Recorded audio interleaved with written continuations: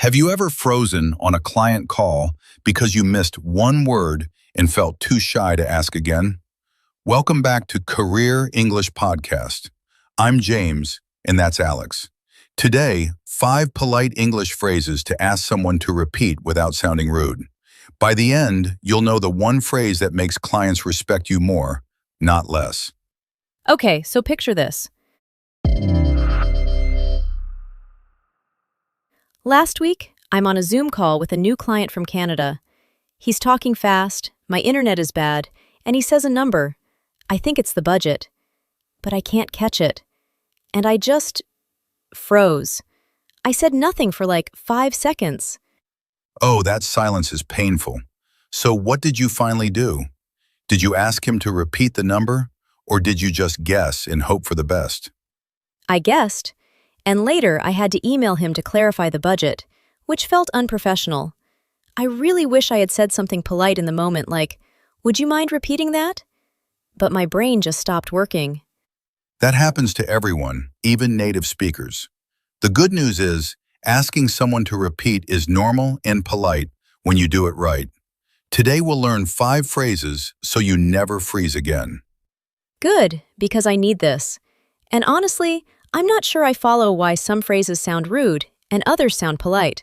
Like, "What?" feels rude to me, but "repeat please" also feels a bit cold. Great instinct. What is too short, and repeat please sounds like a command. Let's start with our first word.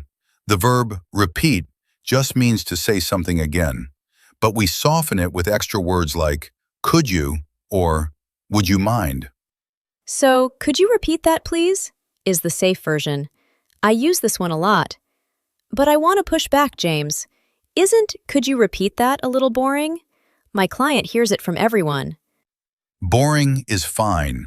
Boring is professional. You don't need to be creative on a client call. You need to be clear. Could you repeat that, please? Is polite, short, and works every time. Save the creativity for your work, not your apologies. Fair point. Okay, next one. I love this phrase. "Sorry, I didn't catch that." We use catch here, but we're not catching a ball. What does catch really mean in this case? Good question. To catch something, in this case, means to hear and understand it. So, I didn't catch that means I didn't hear or understand what you said.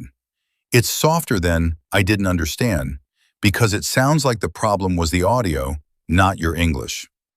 Oh, that's smart. So I'm not saying my English is bad. I'm saying the connection was bad, or you spoke fast. I like that. It protects my confidence. Exactly the right read. And clients love it because it doesn't slow the call down.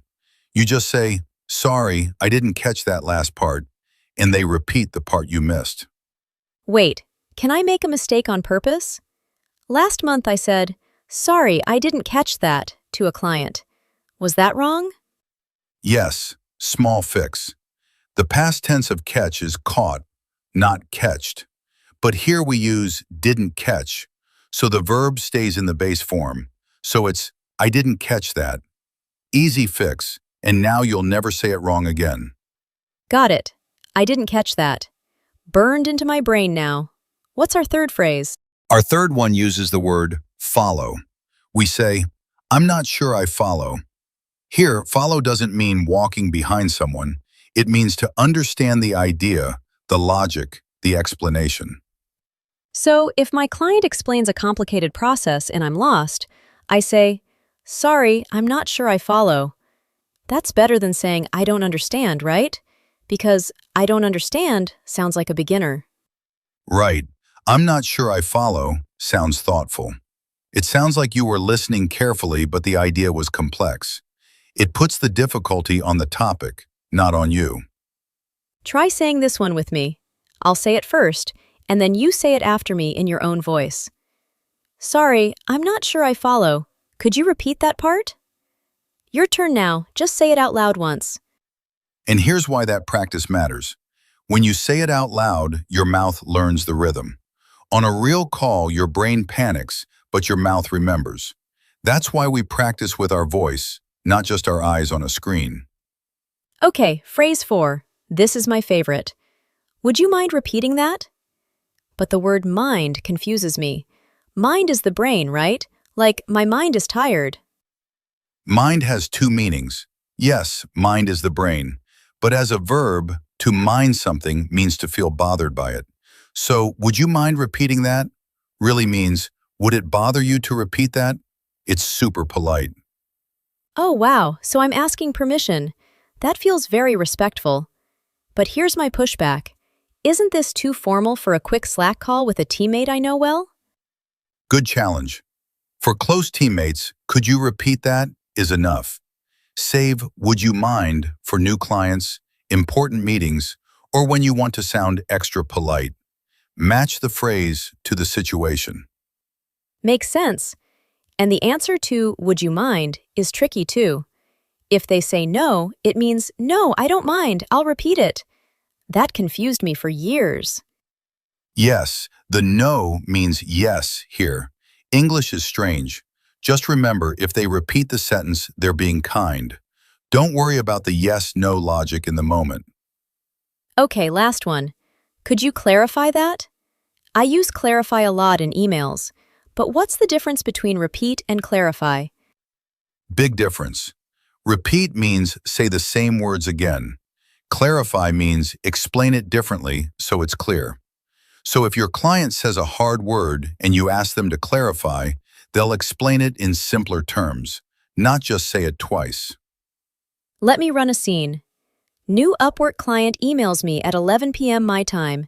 He says, "We need the deliverables by EOD Friday, scope creep aside."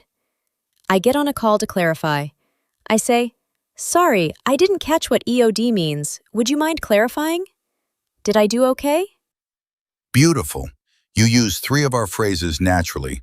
You said you didn't catch it, you used would you mind, and you asked him to clarify the term. He'll explain that EOD means end of day, and now you both follow each other perfectly. That's a pro move. Try this one with me. Say it out loud after me. "Sorry, I didn't catch that last part. Would you mind repeating it, or could you clarify what you meant?" 2 phrases in 1 sentence. Very smooth. If this helped you, subscribe to Career English Podcast for more English for your freelance career. Next episode, we'll teach you 5 polite ways to disagree with a client without losing the project. You won't want to miss that one. Try this in your next email. Come back next episode and tell us how it went.